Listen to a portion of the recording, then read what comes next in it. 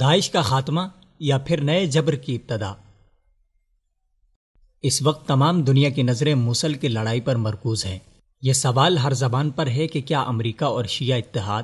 Islamic state یعنی داعش کو مکمل شکست دے پائے گا؟ مگر حالات کا تجزیہ کیا جائے تو اس فتح سے کوئی فرق نہیں پڑے گا اور اسلامک اسٹیٹ کے خلاف جنگ کا فاتح کوئی بھی نہیں ہوگا، کیونکہ اگر ہم پچھلے 14 سالوں میں عراق میں جاری وار آن ٹیرر اور اس سے پیدا شدہ صورتحال کے نتائج کو مد نظر رکھیں تو واضح ہوگا کہ اکثر و بیشتر نہایت مشکل سے حاصل کی گئی فتح مستقبل میں بہت بڑی تباہی میں بدل گئی۔ مثلا صدام حسین کی حکومت کا تختہ الٹنے اور اس کی جگہ فرقہ وارانہ شیعہ حکومت کے آنے سے ایک خلا پیدا ہوا جس کو القاعدہ نے پر کیا، جبکہ اس سے پہلے اس تنظیم کی عراق میں عدم موجودگی کی ساری دنیا گواہ ہے۔ پھر اس نے تیزی سے خود کو تباہ کن طاقت کے روپ میں پیش کیا جو کہ بعد میں اسلامک اسٹیٹ کے طور پر جانی گئی، اور اب یہ خطہ انقلابی جیو پولیٹیکل تبدیلیوں سے گزرتے ہوئے ایک غیر مستحکم تباہی کی طرف جا رہا ہے۔ عراقی شہر موصل بھی اسی زمرے میں آتا ہے۔ موصل در حقیقت سن 2004 کے فلوجہ کی ہی موجودہ تصویر ہے۔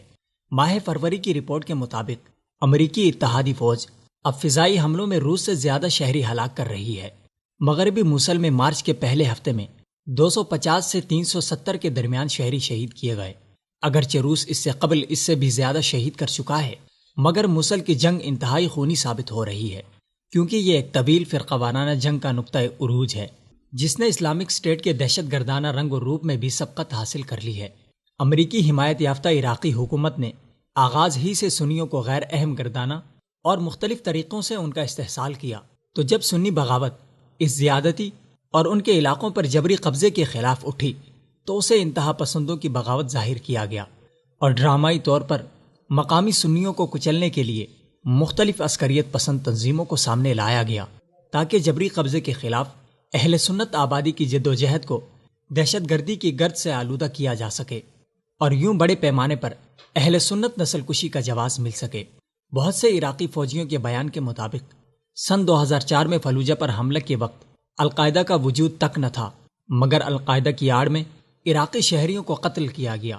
فلوجہ کے ہسپتال کو شدت پسندوں کا گھڑ اور عملے کو دہشت گردوں کا معاون قرار دے کر بمباری کی گئی، مگر فلوجہ کی جنگ کا اختتام پھر کبھی نہ ہو سکا۔ القاعدہ عراق میں قدم جمانے میں کبھی کامیاب نہ ہوتی اگر امریکی فوج اور عراقی حکومت سنی علاقوں میں فرقہ واریت کو ہوا دے کر بے دریغ قتل عام نہ کرتی اور مقامی آبادیوں کو دیوار سے نہ لگاتی۔ چاہیے تو یہ تھا کہ امریکہ اپنی سابقہ غلط پالیسیوں سے سبق حاصل کرتے ہوئے ایران نواز کٹ پتلی حکومت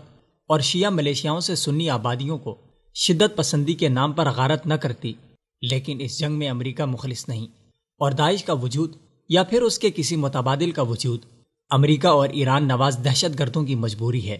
اس لیے مستقبل میں ایک طرف داعش کے نام پر اہل سنت مسلمانوں کو ہراساں کیا جائے گا، جبکہ دوسری طرف الحشد الشعبی طرز کے فرقہ وارانہ شیعہ ملیشیائیں مسلمانوں کا جینا دو بھر کر دیں گی، اور یوں صفوی ایران عراق کے شیعوں کے ذریعے مقامی مسلمانوں کو قتل و غارت سے دوچار کرتا رہے گا، جس کا نتیجہ